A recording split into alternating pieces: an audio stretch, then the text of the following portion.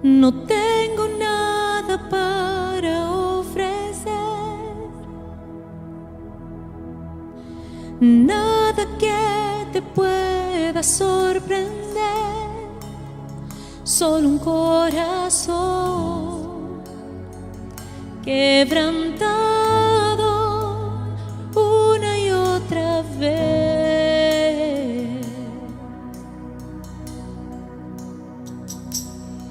Y no hay nada que me enamore más,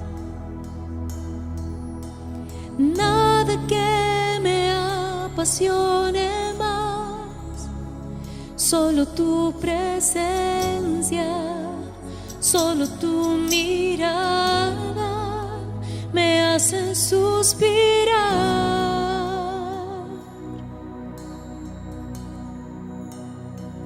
Me inclino ante ti, Rey que perdona multitud de errores. Me inclino ante ti,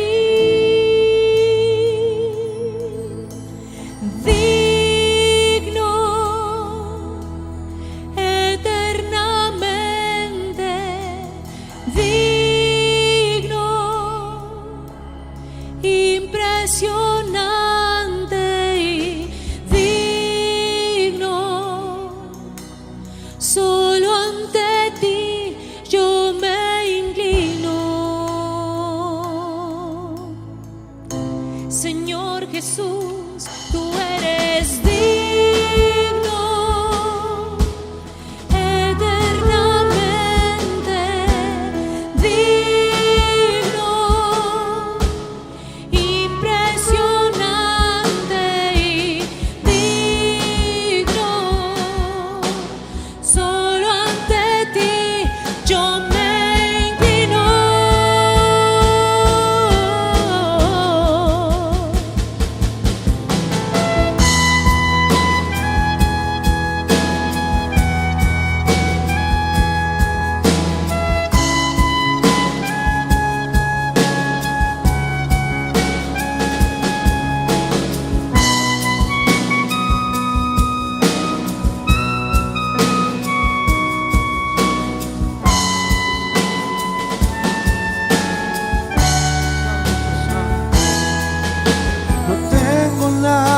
Para ofrecer, nada que te pueda sorprender, solo un corazón quebrantado una y otra vez.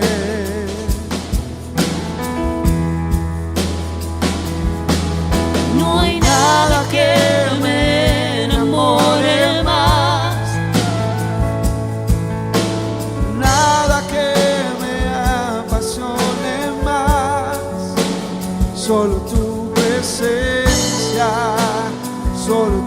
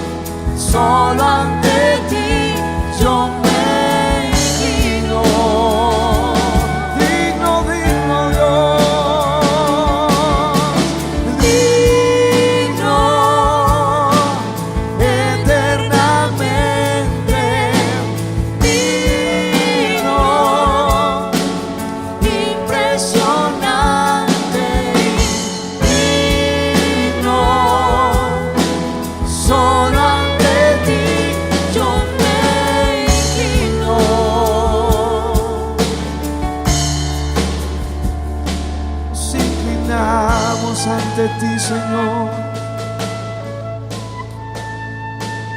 Todo lo que somos ante ti, Jesús.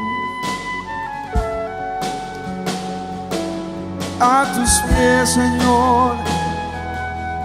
Todo cuanto somos, nuestra humanidad mostrada ante ti, debilitada ante ti. Tú eres Dios, tú eres el Señor, tú eres Rey. Todo el honor es para ti, oh Jesús, nuestro Redentor. Eres tu Señor, eres tu Señor. Me inclino ante ti,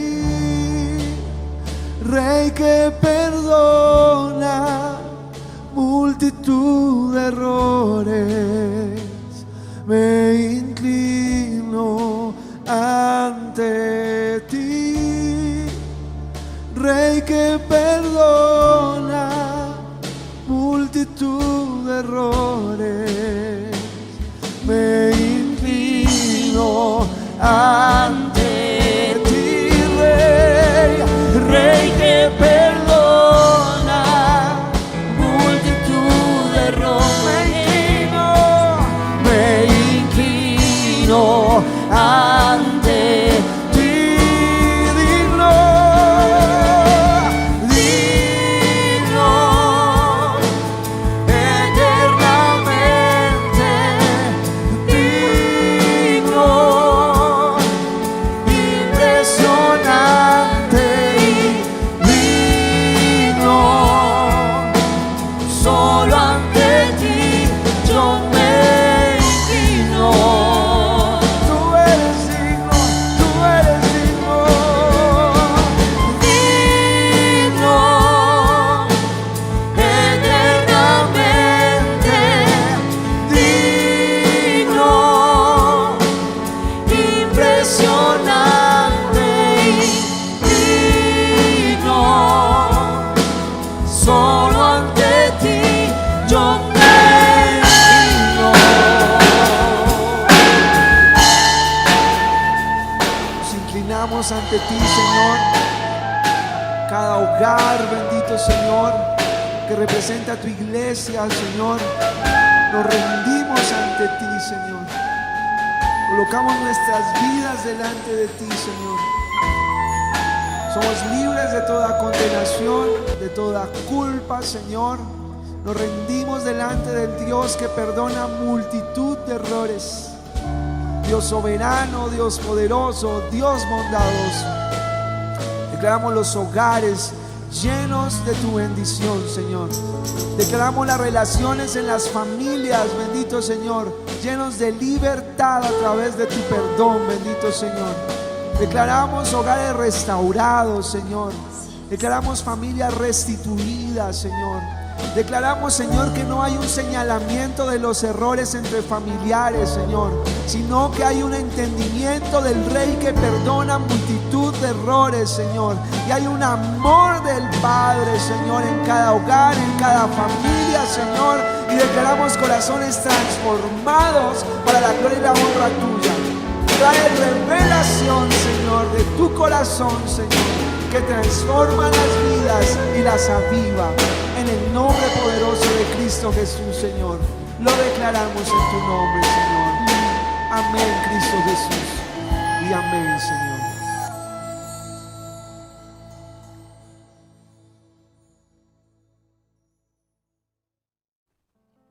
Gracias, Padre bueno, por este nuevo día. Gracias, Señor, por este domingo en el cual estamos delante de tu presencia. Gracias por cada una de las personas, Señor, que con anhelo, que con deseo, que con necesidad buscan tu rostro, buscan tu presencia, anhelan tu palabra. Gracias, Señor, porque eres tú quien pone en nuestro corazón la necesidad de buscarte, el anhelo por ti, la necesidad de estar a paz contigo, el deseo de conocerte, Gracias, Señor, porque cuando lo hacemos en ti encontramos reposo y encontramos paz, descanso, verdadero descanso para el alma, estar en tu reino, gozar bajo tu presencia, estar rodeados de tu gracia, de tu perdón. Sin duda alguna, Señor, resulta ser mejor que cualquier otra cosa en la tierra. Estar, Señor, en tus manos, pertenecer a tu reino. Gracias por motivarnos esta mañana a estar delante de tu presencia. Y oro por esta palabra, Señor, y por el corazón que la reciba, para que no llegue vacía en el nombre de Jesús y cause el efecto por el cual tú la estás enviando. Te lo pido, Padre Santo, en la dirección de tu Espíritu Santo. Amén y amén. Amada iglesia, buenos días, el Señor les bendiga grandemente. Feliz domingo. Hoy una vez más teniendo este privilegio hermoso de escudriñar la palabra. Quiero invitarte para que abras tu Biblia en el Evangelio de Lucas, en el capítulo 18, y vamos a hacer lectura desde el versículo 18 hasta el 30. Hemos titulado la enseñanza de hoy, La pobreza de las riquezas. Más adelante vas a entender por qué. La pobreza de las riquezas. Hagamos entonces la lectura. Lucas 18, 18 al 30 dice: Un hombre principal le preguntó diciendo: Maestro bueno, ¿qué haré para heredar la vida eterna? Jesús le dijo: ¿Por qué me llamas bueno? Ninguno hay bueno sino solo Dios. Los mandamientos, ¿sabes? No adulterarás, no matarás, no hurtarás, no dirás falso testimonio, honra a tu padre y a tu madre. Él dijo: Todo esto lo he guardado desde mi juventud. Jesús, oyendo esto, le dijo: Aún te falta una cosa. Vende todo lo que tienes y dalo a los pobres, y tendrás tesoro en el cielo, y ven, sígueme. Entonces él, oyendo esto, se puso muy triste porque era muy rico. Al ver Jesús que había entristecido mucho, dijo: ¿Cuán difícilmente entrarán en el reino de Dios los que tienen riquezas? Porque es más fácil pasar un camello por el ojo de una aguja que entrar un rico en el reino de Dios. Y los que oyeron esto dijeron: ¿Quién pues podrá ser salvo? Él les dijo: Lo que es imposible para los hombres es posible para Dios. Entonces Pedro dijo: He aquí nosotros hemos dejado nuestras posesiones y te hemos seguido. Y él les dijo: De cierto os digo que no hay nadie que haya dejado casa, o padres, o hermanos, o mujer, o hijos, por el reino de Dios, que no haya de recibir mucho más en este tiempo, y en el siglo venidero la vida eterna. Bien, mis amados, una vez más, la enseñanza de Jesús gira en torno al reino de Dios, al reino de los cielos. Aquí un hombre está interesado en saber qué debía hacer para ir al cielo, para heredar la vida eterna. Entonces comencemos mirando este diálogo entre este hombre, que es un principal, un religioso, seguramente alguien que ocupaba un lugar importante en la sinagoga, y aparte de esto, era un hombre rico. Dice el versículo 18, un hombre principal le preguntó diciendo. Entonces, este es un religioso que no solamente gozaba de una buena posición social, la gente lo admiraba, lo respetaba, lo quería porque era un principal entre ellos, sino que también era un hombre que gozaba de una buena posición económica. Este hombre estaba, al venir a Jesús, reconociendo una necesidad. Él estaba entendiendo que era urgente poder resolver el tema de su salvación. Este hombre sabía que después de morir había que ir a un lugar de salvación para los que hicieran lo que el Señor Jesús, por ejemplo, en este caso va a enseñar, y un lugar de condenación para los que no. Entonces, en él hay una motivación verdadera, real. No es alguien que se acerca a Jesús para probarlo, para tentarlo, como lo hacían los fariseos y demás, sino que realmente este hombre está interesado en resolver ese asunto íntimo de su corazón. Y lo tremendo es que es un hombre religioso. Quizás para ese momento él podría sentirse seguro de su salvación.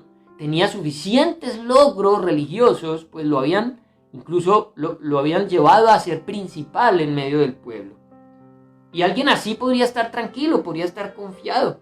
Sin embargo, este hombre estaba inquieto, estaba ansioso. No había alivio en su corazón. Había una carga. Quizás la carga que trae el legalismo lo tenía oprimido y él anhelaba algo más. Él quería sentirse seguro, quería sentir la presencia de Dios y lógicamente, de alguna manera intuía que esa presencia de Dios representaba paz, representaba contentamiento, representaba gozo, representaba confianza. Porque cuando entramos al reino de los cielos, aunque no estemos allá en el cielo aún, vivir en esta tierra dentro del reino trae eso. Trae gozo, trae paz, trae descanso, trae confianza. Y es rico vivir dentro del reino y es rico sentirse amado por Dios. Es delicioso sentirse perdonado, aceptado por Él. Pero este hombre no sentía nada de esto. Sentía solo la carga de la ley sobre su vida. Así que vemos que realmente este hombre se acerca a Jesús con una urgencia sincera, verdadera. Mira que este diálogo de Jesús con el joven rico está en los 3 evangelios de Mateo, Marcos y Lucas. Y vamos a estar mirando en cada uno de ellos cómo se da la historia. Y en este caso es muy chévere ver Marcos, cómo esa urgencia sincera de este hombre lo lleva a acercarse a Jesús de una manera muy especial. Mira cómo lo dice Marcos en el capítulo 10, versículo 17. Al salir él para seguir su camino, vino uno corriendo e hincando la rodilla delante de él le preguntó: Maestro bueno, ¿qué haré para heredar la vida eterna? Noten que es un principal de una sinagoga y que él arriesgó delante de muchas personas, fariseos y demás, que estaban rechazando a Jesús. Él se arriesgó primero a salir corriendo, a no dejar que Jesús se le alejara en la urgencia por resolver un asunto interno, y se hinca de rodillas delante de él. Es una escena que está demostrando que este hombre tiene en Jesús una confianza especial, que quizás está percibiendo que Cristo es el Mesías, es el Hijo de Dios, y que de esta charla él va a poder salir de esa angustia, de esa tristeza, y va a poder resolver su situación futura, su situación eterna. Entonces es muy interesante la forma en que este hombre se le acerca y le dice: Maestro bueno. El hecho de que lo haya llamado bueno es muy significativo para él como un principal, porque ellos, los principales, los hombres religiosos, saben algo. Y es que solamente se le puede llamar bueno a Dios. Y si este hombre se arriesgó a llamar a Jesús Maestro bueno, es como si estuviera aceptando que Cristo viene de Dios, que es el Hijo de Dios. Se arriesgó mucho al llamarlo Maestro bueno. Y la pregunta sincera y esperando con urgencia una respuesta: ¿qué haré para heredar la vida eterna? Pregunta que mucha gente se hace. Otros quizás no. Están desapercibidos de esa realidad. Nunca lo piensan. Pero este hombre lo ha pensado demasiado. Y llegó el momento de salir de dudas. Señor, ¿qué tengo que hacer? ¿Qué obra tengo que hacer para heredar la vida eterna? Porque, mis amados, la teología judía, ya lo hemos dicho mucho, basaba la salvación en las obras, en los méritos. Y este hombre se acerca a Jesús y le dice: ¿qué obra extraordinaria? ¿Qué debo hacer? ¿Qué es lo que no he hecho aún? ¿Qué es lo que me falta hacer para yo sentirme salvo? Para yo sentir paz, descanso, gozo. Porque entiendo que en el cielo, en el futuro cielo, se gozará de paz y de gozo. Pero que si yo desde ya sé que voy para ese lugar, voy a experimentar esa paz y ese gozo desde ahora. Yo quiero eso. ¿Qué debo hacer, Señor? ¿Cuál es esa obra que me va a lanzar directamente a la vida eterna? este hombre, al igual que muchos, no comprendían que no era por obras. Ya en otra ocasión, otros hombres, ya en el Evangelio de Juan, también le hacen esa pregunta a Jesús: Señor, ¿qué obra hay que hacer para ser salvos? Y miren la respuesta de Cristo en Juan 6, 28 al 29. Entonces le dijeron: ¿qué debemos hacer para poner en práctica las obras de Dios?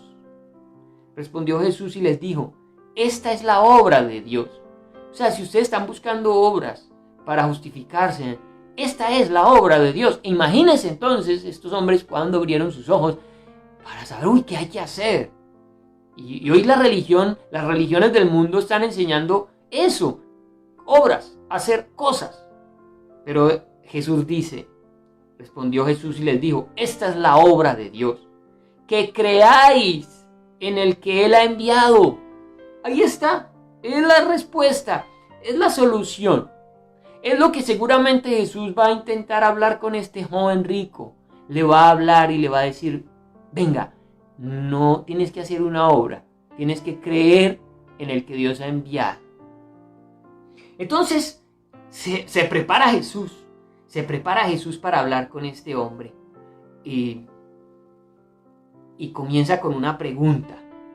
Jesús necesita desbaratar lo que hay dentro de él, o más bien examinar, asomarse, qué es lo que hay dentro de este hombre. ¿Realmente este hombre está entendiendo lo que está pasando? Y Jesús también no solo está interesado en él comprender qué hay en la vida de este hombre, sino que este hombre pueda entender lo que hay en él, lo que hay en su corazón. ¿Por qué me llamas bueno? Es como Jesús comienza a hablar con este hombre. Venga, ¿usted por qué me está llamando bueno?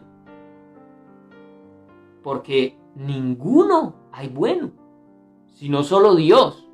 Prácticamente lo puso a prueba. Ay, venga, que es que usted me está llamando bueno. Esto está interesante. Si usted me está llamando bueno, y bueno no hay sino Dios, es porque usted ahí donde está, sin querer queriendo, está diciendo que yo soy Dios. Me estás llamando bueno, y tú sabes que bueno solo es Dios. O sea que estás creyendo que soy el Hijo de Dios. ¿Estás creyendo que soy enviado de Dios? Y si este hombre internamente lo analizaba y lo pensaba y podía concluir: sí, estoy pensando que tú vienes de parte de Dios. Entonces la siguiente pregunta sería: entonces ¿estás dispuesto a obedecer lo que yo te diga? Si estás seguro de que yo soy enviado de Dios, el Hijo de Dios, el Mesías, entonces no hay problema. Todo lo que yo te diga que hagas, lo harás. Básicamente es lo que empieza a ver en la mente de este hombre allí en medio de la charla con Jesús. Entonces Jesús continúa hablándole de cosas que para él son comunes, pero que van a sacar a flote el corazón de este hombre y van a demostrar qué tan realmente dispuesto está a obedecer a Jesús. Jesús sabe que hay un fundamento fuerte legalista en medio de ellos, entonces comienza hablándole por los mandamientos. ¿Los mandamientos sabes?, le pregunta Jesús. No adulterarás, no matarás, no hurtarás, no dirás falso testimonio, honra a tu padre y a tu madre. El carácter legalista de este hombre, Jesús aprovechó ese carácter y lo puso en el terreno de él para ver cómo se desenvolvía en torno a esto.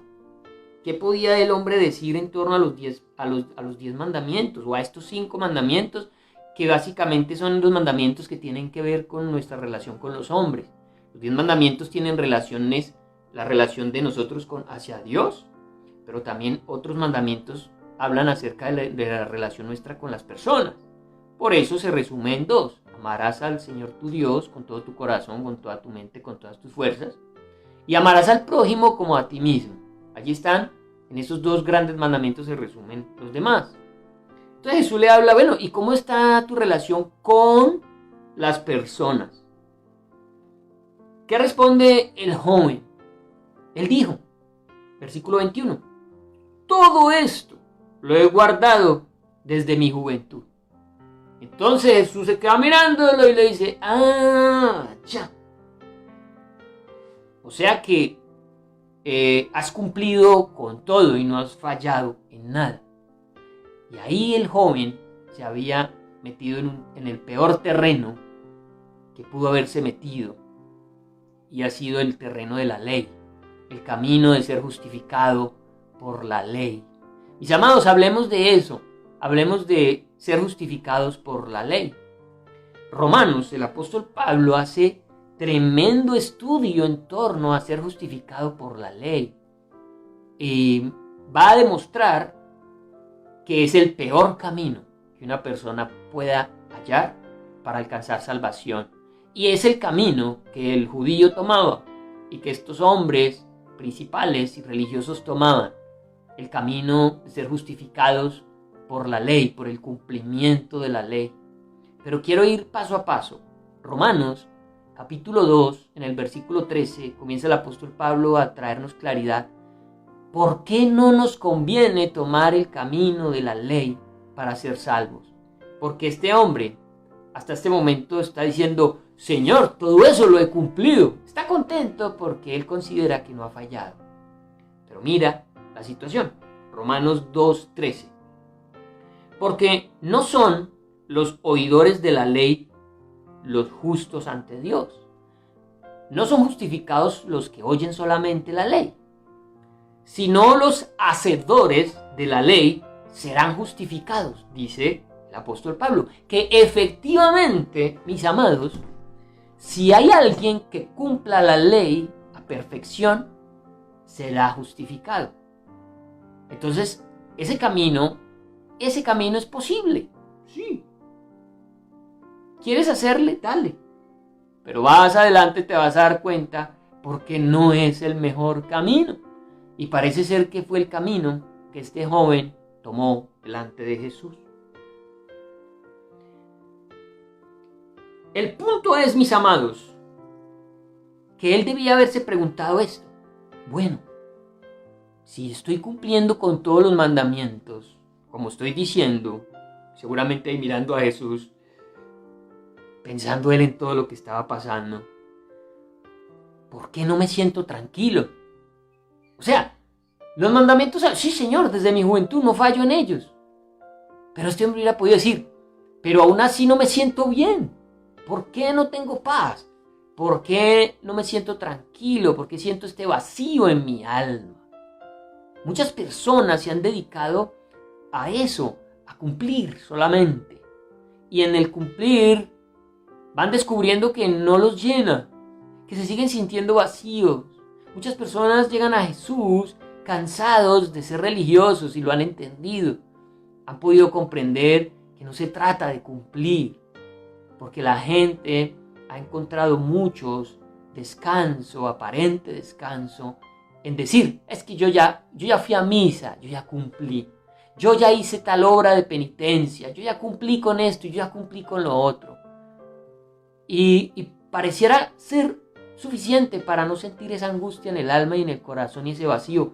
Pero lo tremendo es que lo siguen sintiendo. Y este joven tuvo que reflexionar allí y decir, sí, yo no mato, yo no robo, yo no le hago mal a nadie. Prácticamente lo que le está diciendo. Yo no miento. ¿Pero por qué me siento que aún no me he ganado el cielo? ¿Por qué siento que no hago parte del reino de los cielos? ¿Por qué me siento todavía intranquilo? Él estaba siendo consciente de que por ese camino no había obtenido esa satisfacción. No se estaba sintiendo tranquilo. Su conciencia lo acusaba. ¿Has escuchado hablar de que la conciencia nos acusa? Es lo que también el apóstol Pablo continúa diciendo en Romanos. Primero dijo, listo, quien quiera ser justificado por la ley, hágale, bien pueda. Tengan en cuenta que no es por solo escucharla, que el que quiera ser justificado por la ley debe cumplirla. Y luego agrega en Romanos 2, 14 al 15, dice, porque cuando los gentiles que no tienen ley hacen por naturaleza lo que es de la ley, Estos, aunque no tengan ley, son ley para sí mismos. Es decir, la conciencia, en la conciencia, Dios ha dejado en el corazón de los gentiles, que para ese momento no tenían la ley de Moisés, pero tenían conciencia, y en su conciencia sentían que estaban haciendo las cosas mal. La conciencia nos la dejó el Señor para dar testimonio de que estamos haciendo las cosas mal. Dice, los gentiles se dan cuenta de eso, que no tienen ley. ¿Qué pasa ahora con los que tienen ley? Versículo 15. Mostrando la obra de la ley escrita en sus corazones, dando testimonio su conciencia y acusándoles o defendiéndoles sus razonamientos.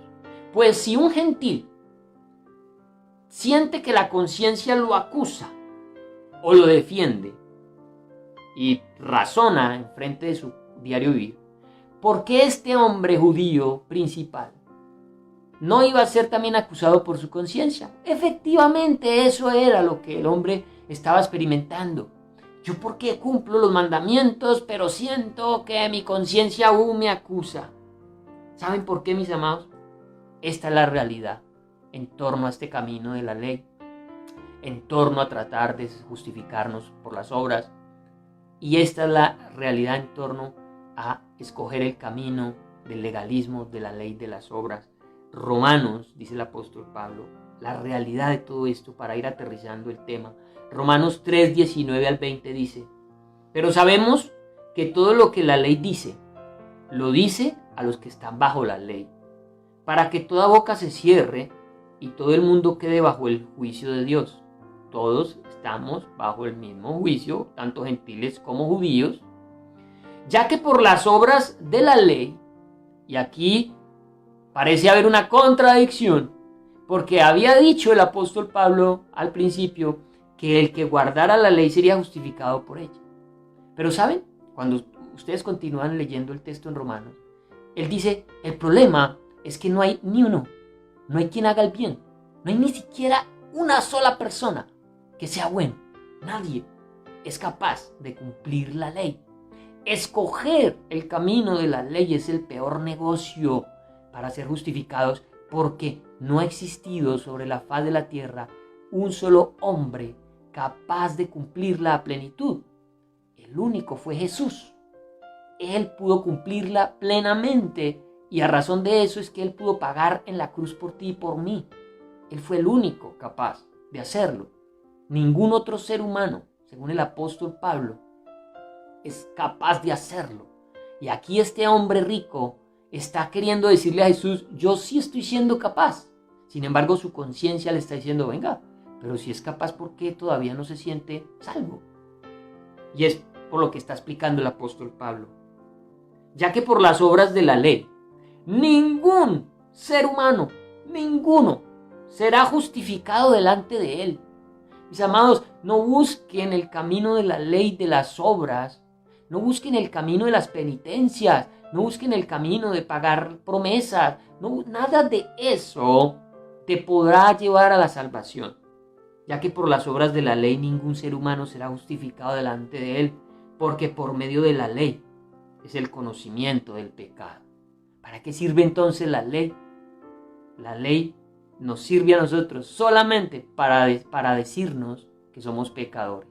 Y era lo que Jesús quería que este joven entendiera, que después de que dijera, sí, yo no mato, yo no robo, yo no la... pudiera decir, pero venga que yo sí he fallado. Por ejemplo, lo que esperaba Jesús que este hombre pudiera comprender.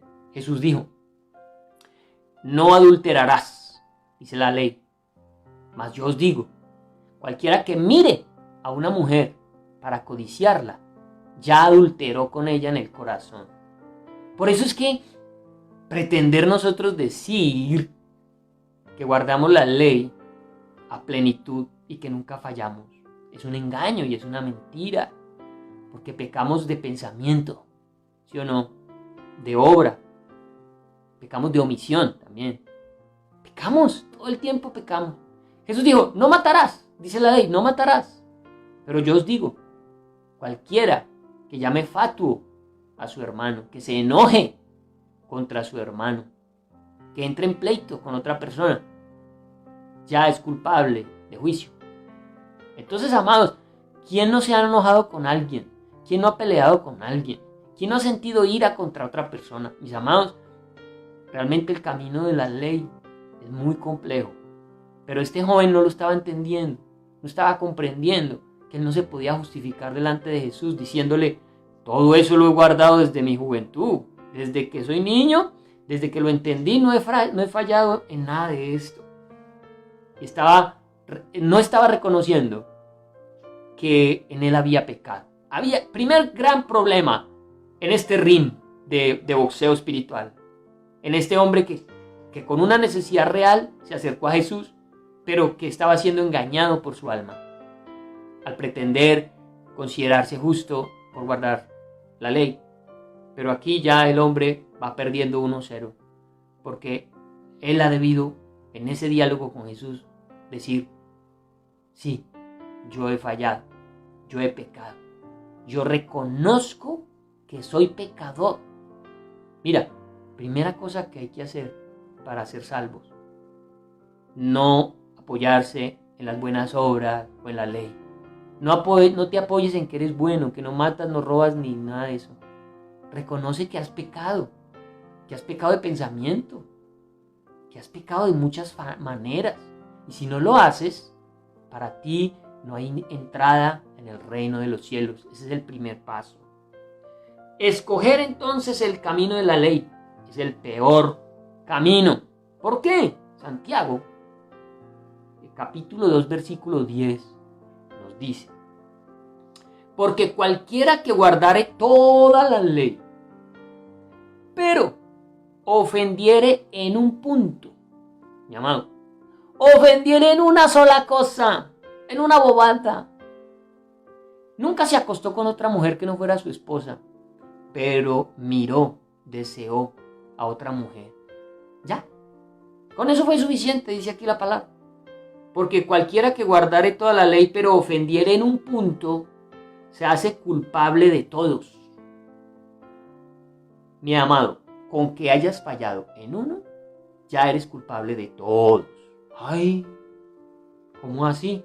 Por eso es el problema de justificarse por la ley. ¿Cómo no vamos a pecar? Desde que nos levantamos, estamos pecando. Entonces, ¿qué hay que hacer? ¿Cuál es la solución? ¿Qué debería haber hecho entonces este hombre? Miremos dos cosas. Primera cosa, debía haber confesado su pecado, su incapacidad de satisfacer las normas santas de Dios. Debía haber intentado reconciliarse con Dios, pero no a través de la ley, sino a través del arrepentimiento. Por ahí debió haber empezado el tema. Este individuo había tomado la ley muy a la ligera. La había visto como un medio para elevarse a sí mismo y para compararse con otros. No, yo desde niño la guardo. No me compares con los demás, porque yo soy mejor que los demás. Hago mejor las cosas. Y eso le había traído tremendo. Eso no le estaba trayendo seguridad, le estaba trayendo angustia, le estaba trayendo preocupación, porque claramente no era suficiente. Así que, mis amados, no es bueno compararnos con nadie. Y si te has de comparar, como lo dijimos ya en una ocasión, compárate solo con la santidad de Dios, y ahí sí te vas a dar cuenta de lo pecador que eres. Primero, entonces, debió haberse arrepentido, debió haber dicho: cuando Jesús le dijo, los mandamientos guardas, conoces los mandamientos, él ha debido decir: Señor, los conozco, pero he fallado, he pecado. ¡Listo! Hubiera dado el primer paso, iba en camino correcto. Sin embargo, aquí él dice: sí, los conozco y los he guardado. Segundo, debió haber entendido que la ley únicamente deja a las personas como pecadoras e incapaces de salvarse a sí mismos. Este hombre en ese instante demostró arrogancia moral, una arrogancia que le impidió revelar su condición de pecado. Romanos 7:7 dice, recuerden que nos estamos ayudando del apóstol Pablo a través de Romanos para entender que no es por ley que somos justificados. Romanos 7:7 dice, ¿qué diremos pues? ¿La ley es pecado? En ninguna manera. Pero yo no conocí el pecado, sino por la ley, porque tampoco conociera la codicia si la ley no dijera, no codiciarás. ¿Qué quiere decir el apóstol Pablo con Romanos 7:7? ¿Para qué sirvió la ley? Pues si la ley no me salva, entonces qué gracia, mi amado. Era lo que Jesús necesitaba que este hombre entendiera. Que cuando recapacitara en torno a la ley, entendiera para qué está puesta la ley. La ley está puesta para reflejar nuestro pecado. Para que cuando tú mires tu vida a la par de los mandamientos puedas concluir que no fue lo que no pudo hacer este hombre, puedas concluir que eres pecador. La ley existe solamente para decirme que he fallado en eso. Para eso sirve. La ley sirve para hablar a mi corazón que soy pecador, pero no me sirve para ser salvo. Esa es la función de la ley. No es que la ley sea pecado, no es que la ley sea mala. La ley es perfecta. Solamente que tiene un impedimento y es que no salva. Solamente me muestra qué tan malo soy, cuál es mi necesidad de Dios. Entonces Jesús, viendo a este joven rico, principal, pensaría, pues si conoce la ley, si ha meditado en ella, seguramente la ley le ha dado testimonio a su alma de que él es pecador. El problema fue que no, la ley no le dio ese testimonio a su corazón. Al contrario, lo llevó a ser arrogante, lo llevó a creerse superior. Y ahí se cerraron las puertas para este hombre. Él se creía más justo que Dios. Él se creía más justo que las demás personas con las que él estaba rodeado. Él pensó que sería salvado por su propia justicia. Romanos 10:3 dice, porque ignorando la justicia de Dios y procurando establecer la suya propia, no se han sujetado a la justicia de Dios. La gente está estableciendo su propia justicia. ¿Qué dice la gente? No. Yo tengo mi forma de relacionarme con Dios. Déjeme, no me diga nada que yo sé cómo hablo con Dios. A mi manera. Yo busco a Dios a mi manera. Yo me relaciono con Dios como a mí me gusta, como a mí me parece. Mis amados, es lo que está advirtiendo aquí la palabra. Que no procuremos establecer nuestra propia justicia. Que nos sujetemos a la justicia de Dios, a las normas de Dios, a la manera de Dios. No es como a ti te parece, no es como a ti te gusta. Porque hoy en día la gente tiene religión a su gusto, la forman a su manera y toman las cosas que les interesa y que les parece buenas. Y así construyen su propia religión y logran justificarse. Pero resulta que hay un Señor, que hay un Dios, que ha dicho cómo, cuándo y dónde se hacen las cosas y que simplemente espera que nos sujetemos a ella en obediencia. No establezcamos nuestras propias normas, no establezcamos nuestra propia justicia, que es lo que este hombre estaba tratando de hacer, justificándose, haciendo que Dios se adaptara a él y él no a Dios. Así que, para este momento, vamos concluyendo.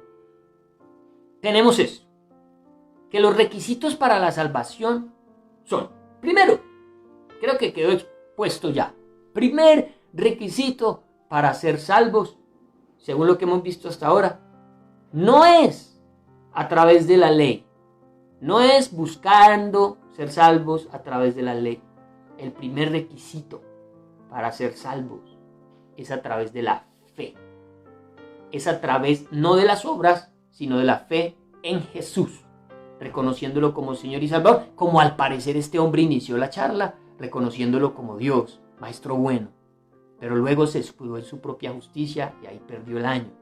Romanos 3, 21 al 24 y 27 al 28, hablando del primer requisito para ser salvos, dice, pero ahora, aparte de la ley, ¿cuántos dicen amén? Sí, gracias que hay otro camino. Menos mal que no es solo el camino de la ley, que que tuviéramos que ser salvos cumpliendo la ley perfectamente, no habría forma, mis amados. Porque con un solo pecadillo ya estaríamos perdidos. Tremendo Jesús, ¿no? Cuando uno analiza esto, que Jesús no pecó ni una vez y dice que fue tentado en todo y nunca pecó. ¡Qué tremendo Jesús! ¡Qué tremenda esa obra de Cristo a favor de nosotros! Haberse guardado hasta lo más mínimo, porque Él sabía que sobre Él no podía haber pecado, porque entonces ya Él tendría que pagar por su propio pecado y ya no podría pagar por el de nosotros. Él se mantuvo fiel. Menos mal, amados, que aquí hay una buena noticia, que no es por la ley, no es por el camino que había escogido este hombre rico. Pero ahora, aparte de la ley, se ha manifestado la justicia de Dios, testificada por la ley y por los profetas. Es decir, la ley y los profetas no salvaban, pero sí testificaron y dijeron, viene algo, a través de lo cual ustedes sí van a poder ser salvos. Versículo 22. La justicia de Dios, por medio de la fe en Jesucristo, para todos los que creen en Él, porque no hay diferencia. Todos los que crean en Él serán salvos, por cuanto todos pecaron.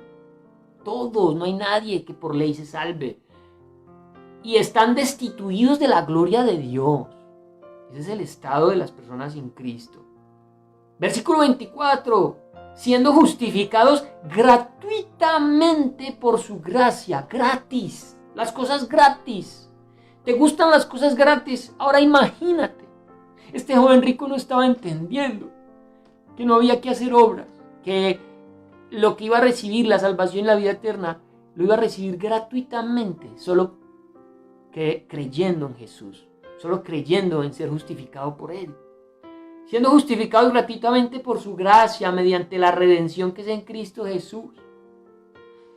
Versículo 27. ¿Dónde pues está la jactancia que tenía este joven? ¿Dónde está ese orgullo? ¿Dónde queda el orgullo de decir, yo guardo la ley, yo no mato, yo no robo, yo no le hago mal a nadie? Ojo, porque aquí pregunta el Señor, ¿dónde queda eso cuando por ese camino nadie va a ser salvo?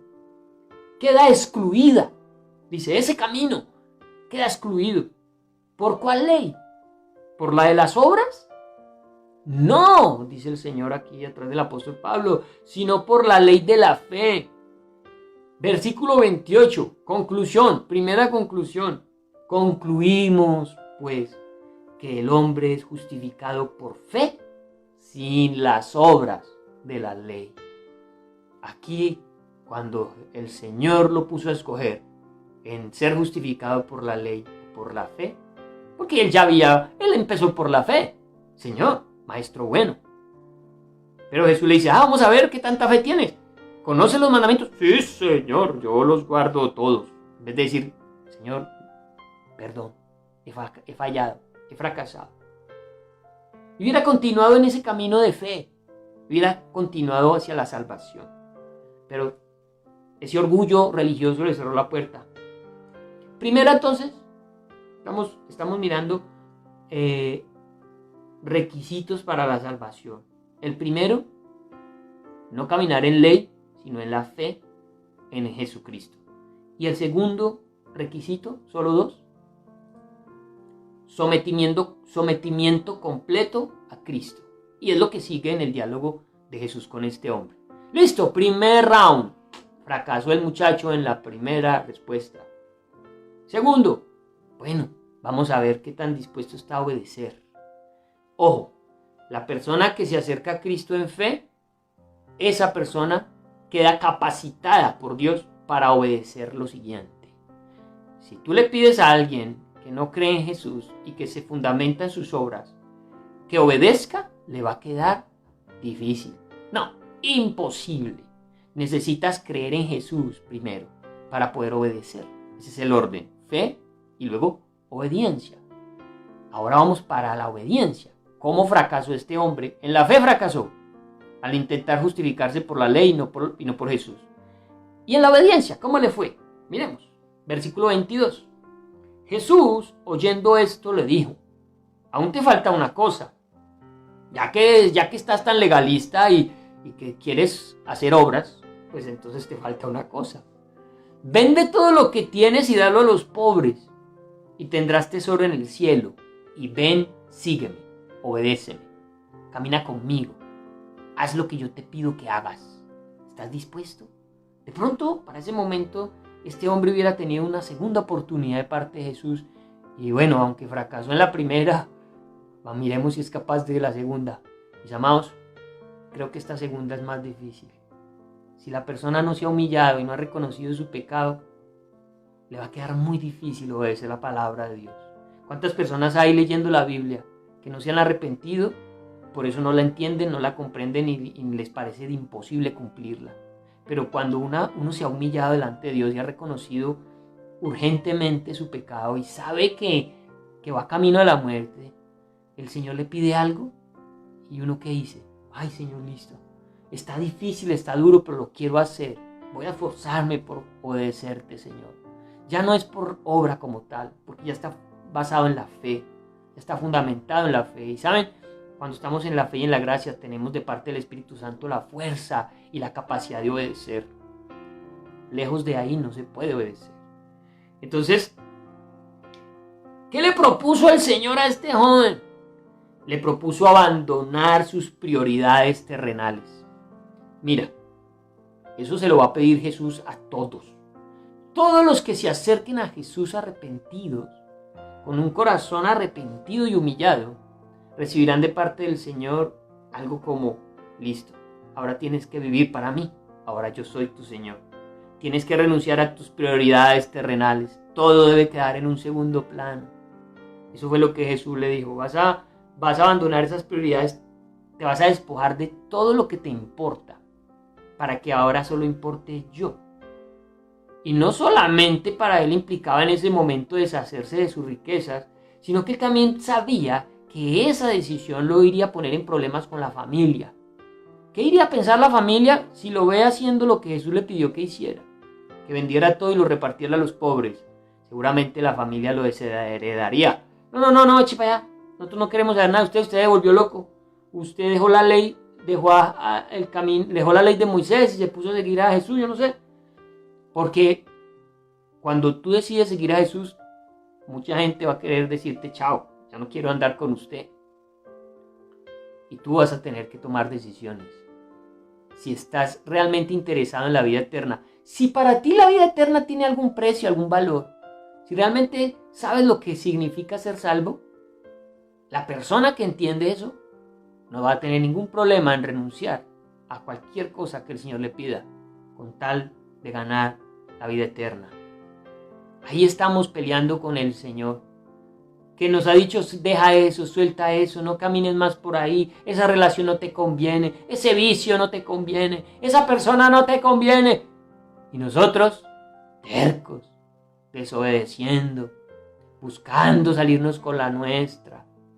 Mis amados, eso no está demostrando que te has arrepentido y no está demostrando que realmente estás interesado en la vida eterna.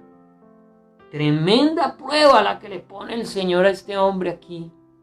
¿De dónde sacaría él la fuerza para dar un paso de estos cuando no había llegado a Cristo por fe? Muy difícil. Filipenses 3:8 dice,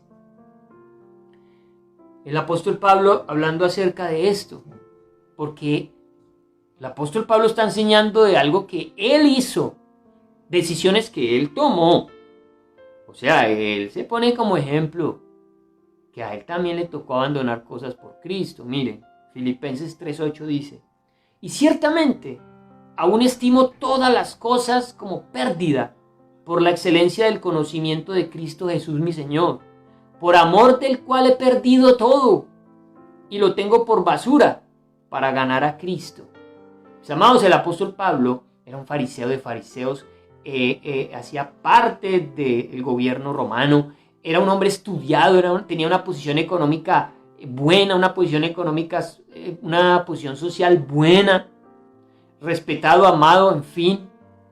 Y dice él, yo renuncié a todo eso por ganar a Cristo.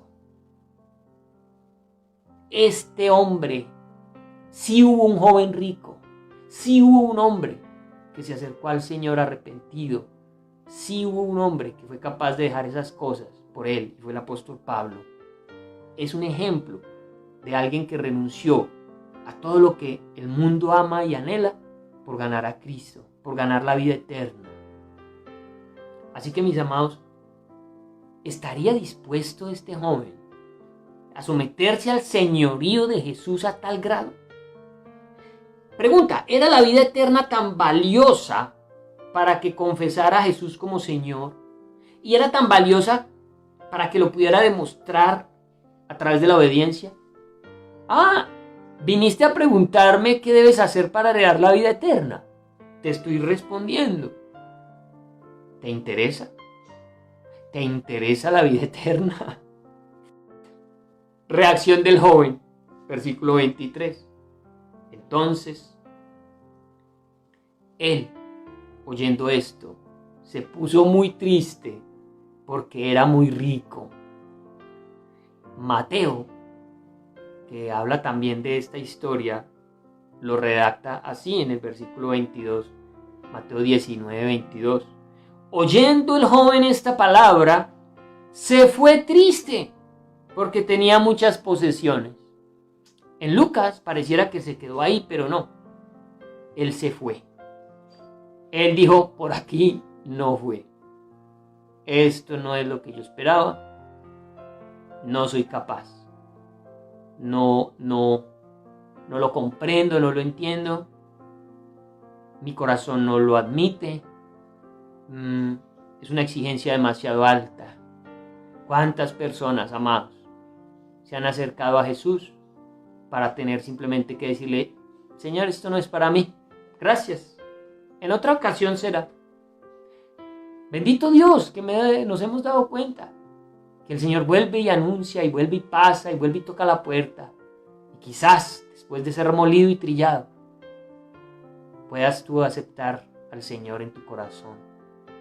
Pero en la posición en la que estaba este hombre, tenía que dejar muchas cosas que no estaba dispuesto. Primero tenía que reconocer que era pecador y él en su posición de principal no estaba dispuesto a eso. Segundo, tenía que obedecer al Señor en todo, como Señor y como Salvador, pero tampoco estaba dispuesto a esto. Hasta ahí le llegó el impulso. No fue capaz de reconocer ni su pecado, ni fue capaz de rendir su vida al señorío de Cristo. ¿Qué pasó? ¿Qué dijo Jesús? ¿Cómo reaccionó Jesús? Versículo 24. Al ver Jesús que se había entristecido mucho, dijo, recuerden que ya se había ido el muchacho, esto lo dijo ya con los que quedaron allí, cuán difícilmente entrarán en el reino de Dios los que tienen riquezas, porque es más fácil pasar un camello por el ojo de una aguja que entrar un rico en el reino de Dios. Por eso, mis amados, titulamos nuestra enseñanza de hoy La pobreza de las riquezas. Porque aunque se sea muy rico en esta tierra, no alcanza. Ninguna riqueza en este mundo alcanza para ser salvos. Por eso es una riqueza pobre. Porque nadie podrá pagar su salvación. No les alcanza, a nadie le alcanza. Si eres rico moralmente, religiosamente, no te va a alcanzar. No te va a alcanzar. Realmente es mejor ser pobre. Es mejor llegar a los pies de Cristo diciendo, Señor, prefiero no tener nada con tal de ganarte a ti. Les cayó como un baldado de agua fría a todos los que estaban escuchando. Ya se había ido el joven rico, pero había otra gente allí escuchando, sus discípulos y otras personas. Y resulta que en medio de la teología judía estaba muy arraigado el hecho de que si había gente que se salvaba, eran los ricos. Ellos estaban convencidos de que los ricos tenían ventaja sobre las demás personas, que una vía rápida de ser salvo era a través de la riqueza. Porque si eran ricos, ya se demostraba algo. Dios los está bendiciendo. Porque la riqueza demostraba bendición de Dios, la pobreza y la enfermedad, maldición de Dios. Si había alguien rico, la gente lo miraba y decía, wow, bendecido de Dios. Se ve que es un hombre piadoso. Por eso el Señor les dice, oigan, a los ricos sí que les va a costar entrar al reino de los cielos. Eso impactó a la mente de los judíos. Aparte porque además los ricos tenían una ventaja sobre los demás y era que podían dar limosnas. Y ahorita voy a hablar un poquito más acerca de la limosna para que comprendamos esa mentalidad que hasta el día de hoy la gente religiosa maneja. El tema de las limosnas, el tema de que yo puedo ser salvo haciendo buenas obras. Ellos creían eso. Por eso les pareció tan difícil que Jesús dijera algo como: porque es más fácil pasar un camello por el ojo de una aguja que entrar un rico en el reino de Dios. Esa frase demuestra lo imposible que es que un rico pueda comprar la entrada al reino de los cielos, que era lo que ellos creían, que con limosna se podía comprar. Y Jesús está diciendo: es imposible que los ricos. Porque pasar un camello, ¿de dónde sacaron ellos esta frase, cierto? Pasar un camello por el ojo de una aguja. Resulta que los persas tenían ese dicho, pero ellos lo tenían diferente. Ellos decían que es más fácil pasar un elefante por el ojo de una aguja. Como los judíos en el contexto geográfico judío, no hay elefantes sino camellos. Ellos lo adaptaron y dijeron que es más fácil pasar un camello por el ojo de una aguja para coser. ¿Qué tan fácil es que pase un camello por el ojo de una aguja? Es imposible. Lo que quiso decir Jesús es que pretender de alguna manera comprar la salvación es imposible. Algunos lo querrán hacer a través de las riquezas, otros lo querrán hacer a través de las buenas obras, otros lo querrán hacer yo no sé cómo. Pero de ninguna manera se puede llegar al cielo, sino solamente por una condición, un regalo de Dios. Es el Señor el que toma la decisión de permitirnos ser salvos. La reacción de un verdadero pecador arrepentido es muy diferente. ¿Qué siente un pecador arrepentido? Culpa, miedo de condenarse, miedo de perder su alma, miedo de seguir en contra de Dios. Quiere recibir perdón, quiere recibir paz. Y una persona así no estaría dispuesta a aferrarse a nada más. Estaría dispuesta a entregarlo todo. Estaría dispuesto a renunciar al dominio propio. Estaría dispuesto a creer y a aceptar las condiciones que el Señor le imponga. Esa es la condición de un verdadero arrepentimiento, de un verdadero arrepentido. Y los que oyeron esto dijeron: ¿quién pues podrá ser salvo? Dijeron: ¡ja! Si los ricos que son bendecidos ya por Dios, si los ricos que pueden dar grandes limosnas no se salvan, entonces nosotros, pobres, ¿quién nos vamos a salvar? Nosotros que por nuestra situación económica nos damos cuenta que como que Dios no nos está viendo con buenos ojos, menos nos vamos a salvar. Mira, la Biblia tiene unos libros, la Biblia no. Le han incluido a la Biblia unos libros que son los apócrifos. Los libros apócrifos son unos libros que en el canon judío no existen. Los judíos no los admitieron en su canon judío. El canon judío es el orden, esos son los libros que tenemos en el Antiguo Testamento. Nuestra Biblia, el canon de nuestra Biblia es el canon judío. Pero con el tiempo, la Iglesia Católica agregó unos libros al Antiguo Testamento, libros que los judíos no reconocieron como inspirados por Dios. Entre esos está el libro de Tobías y está el libro de Eclesiástico. Y quiero leerte doctrinas que la Iglesia Católica ha sacado de estos libros que no son aceptados por el canon judío para apoyarse en doctrinas como el ser salvos por hacer limosnas o a través de las obras, que es un dogma católico muy fuerte, que se puede ser salvo a través de buenas obras. No, solo se es salvo a través de Jesús, de la fe en Jesús. Mira cómo lo dice Tobías.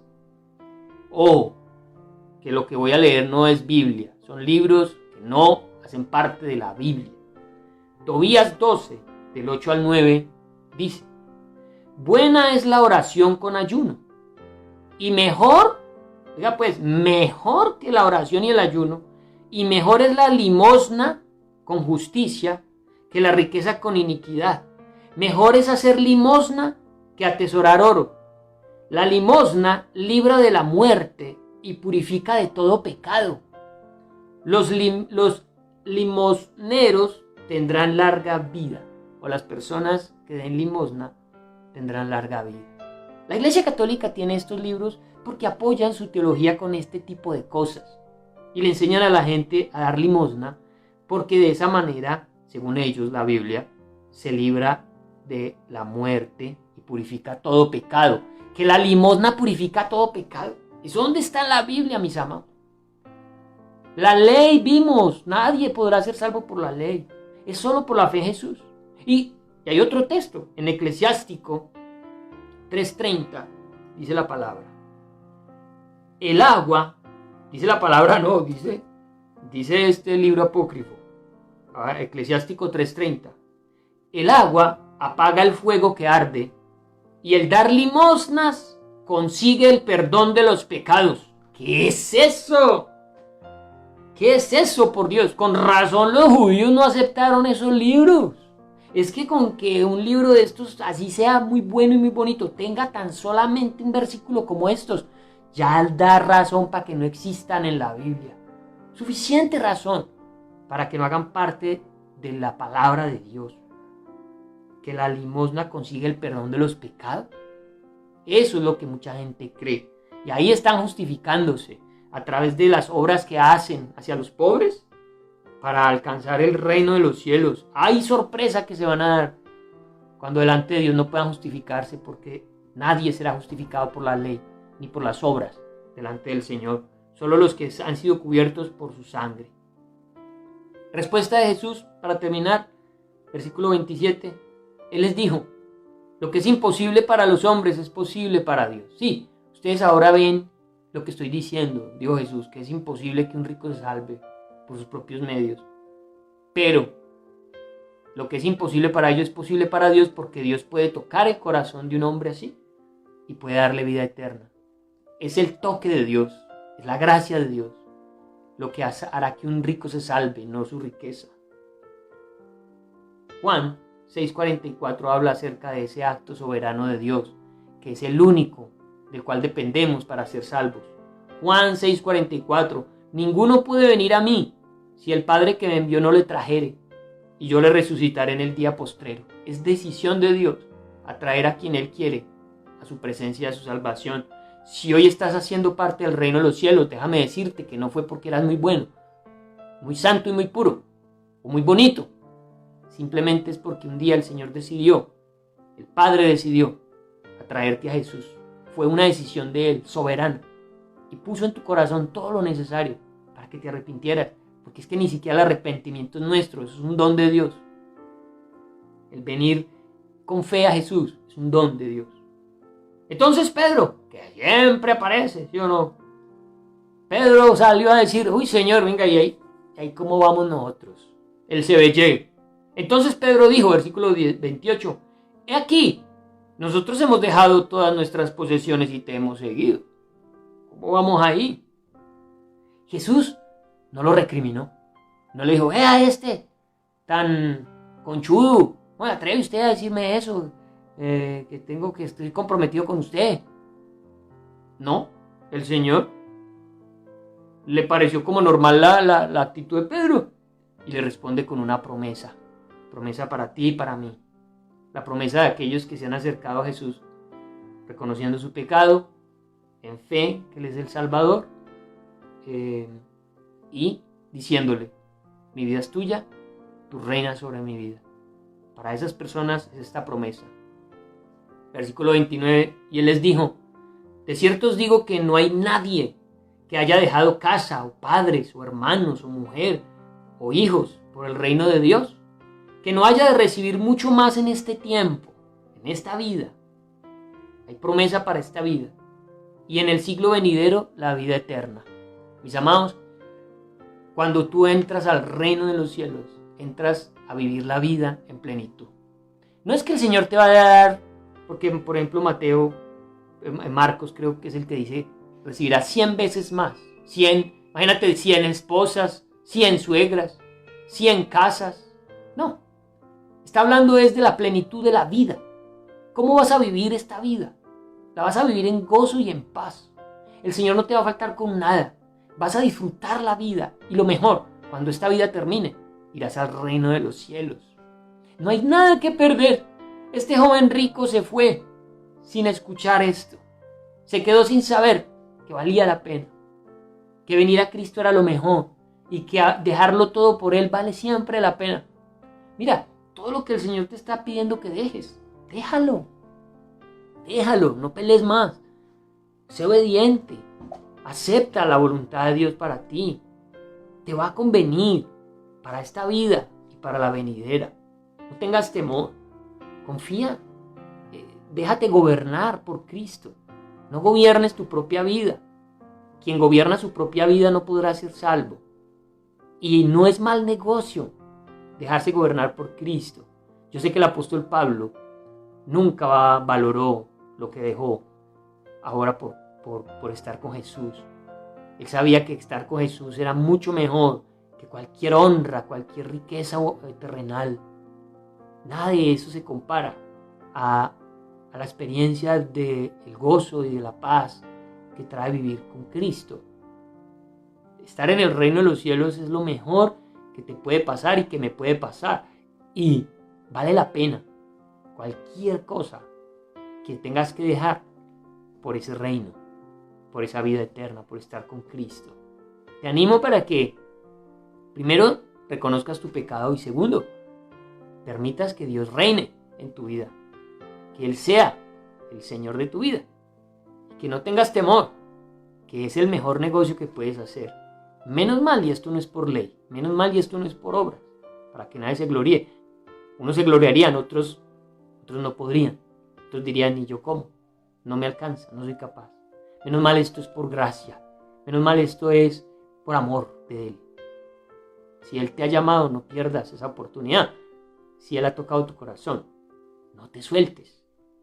Aprovecha que el Señor te está invitando a su gloria eterna. Oramos.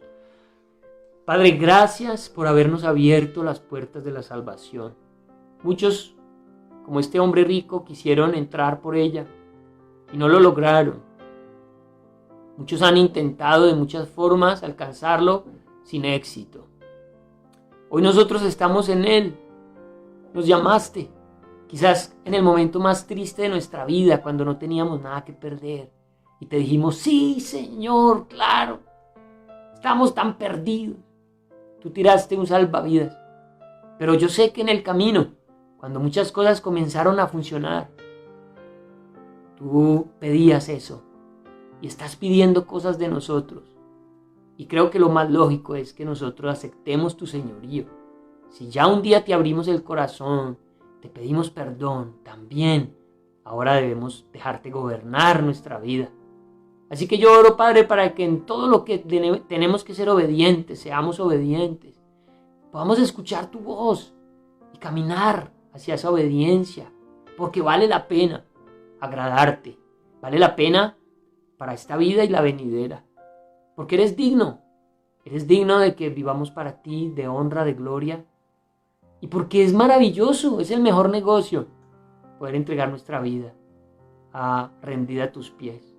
Oro por aquellos que tienen que tomar decisiones, para que lo hagan, para que valoren la salvación y la vida eterna, para que no le pongan precio, para que no prefieran a una persona, para que no prefieran a un negocio, para que no prefieran nada, ninguna propiedad, ni nada sobre esta tierra. No prefieran nada por encima del reino. Que tú seas lo primero y lo máximo en nuestras vidas. En el nombre de Jesús. Amén y amén. Que el Señor les bendiga grandemente. Un feliz domingo a todos. Dios guarde sus hogares, sus familias. Nos estaremos viendo en la próxima.